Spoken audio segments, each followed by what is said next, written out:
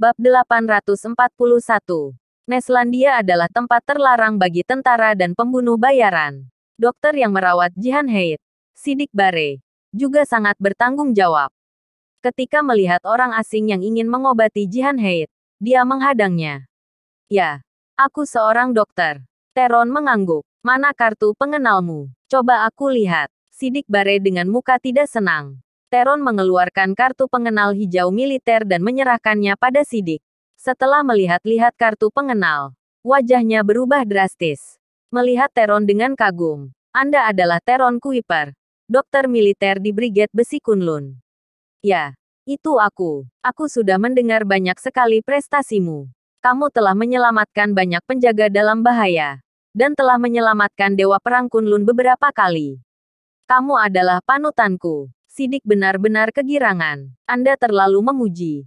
Aku hanya melakukan apa yang bisa kulakukan. Teron Kuiper tersenyum. Silakan masuk. Tidak ada orang lain lagi yang bisa menolong wajah Nona Jihan. Tapi aku yakin kamu punya cara. Sidik dengan sopan mempersilakan Teron masuk. Nathan tercengang. Sebelumnya, menghadang dirinya dengan segala cara. Tapi Teron datang langsung dipersilakan masuk. Setelah Teron memeriksa Jihan Heid, jawabannya bisa diobati. Dan waktu yang dibutuhkan tidak terlalu lama. Dibandingkan dengan pemulihan bekas luka Nathan, luka Jihan Heid terlalu sederhana. Selanjutnya aku akan mengobati selama seminggu. Kemudian selama sebulan ikuti petunjukku membalur dengan obat herbal. Sudah bisa pulih. Teron memberikan waktu yang signifikan. Jihan Heid tampak penuh harap, menunjukkan kegembiraannya. Pada saat yang sama, kekagumannya pada Nathan bertambah lagi. Pria ini luar biasa. Dokter seperti dewa ini juga dapat ditemukan. Setelah meninggalkan rumah sakit, Nathan dan Teron kembali ke kompleks zona perang. Dewa Perang. Aku sebelumnya mendengar desas-desus Raja Pembunuh Internasional 47 muncul dan datang ke Neslandia. Tidak tahu akan membunuh siapa. Teron berbincang santai. Pembunuh 47. Aku tahu dia. Dia pernah membunuh seorang pejabat di distrik 51 yang misterius di luar negeri. Dan keluar tanpa jejak. Dia bahkan memenggal kepala Dewa Perang di antara ribuan pasukan di medan perang gurun. Nathan berkata dengan santai. Tapi dia berani datang ke Neslandia untuk membunuh. Bukankah Neslandia adalah tempat terlarang bagi tentara dan pembunuh bayaran? Mata Nathan menjadi seram. Ya, berani sekali. Walau dia adalah Raja Pembunuh Internasional. Teron tertawa. Aku akan meminta Vermilion untuk memeriksa di mana orang ini berada. Jika pembunuh ini datang ke Neslandia, walau tidak melakukan apapun tetap memiliki potensi bahaya.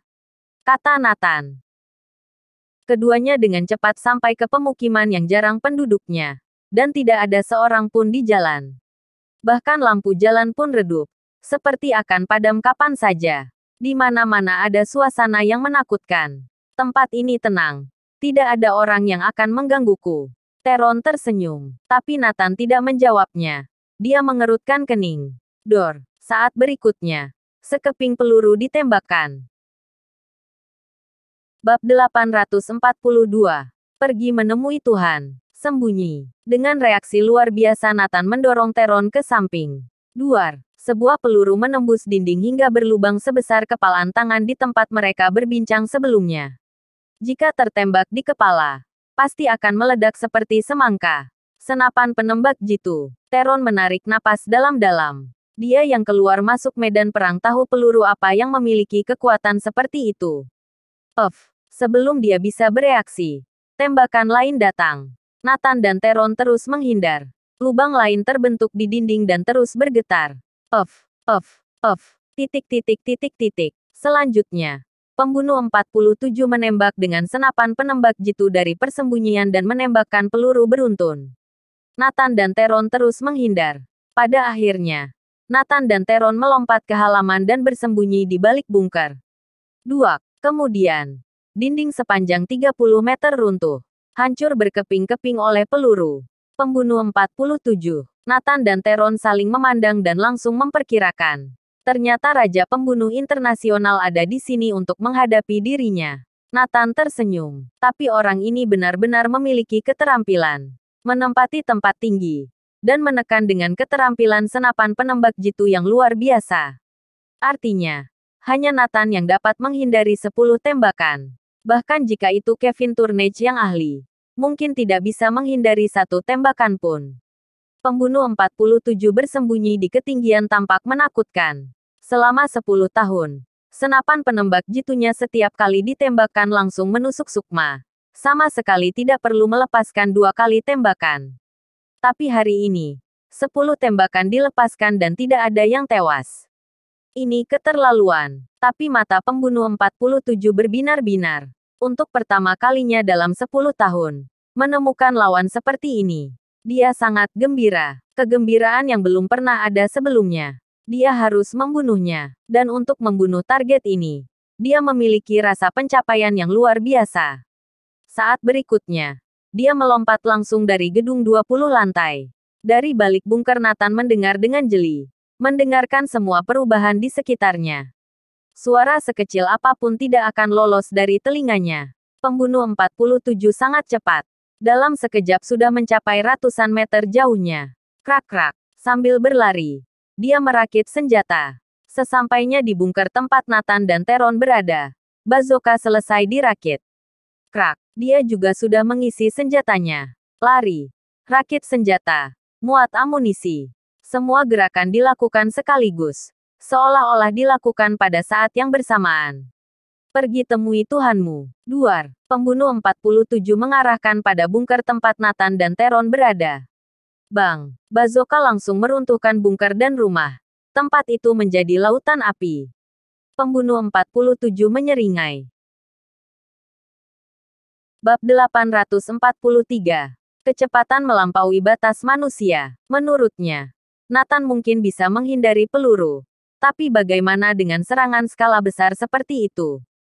Bisakah dia menghindar? Mati diledakkan. Bahkan jika terbakar, juga akan mati terbakar. Tapi detik berikutnya, pembunuh 47 mengerutkan kening. Karena dia mengamati lautan api. Seperti tidak melihat jejak orang.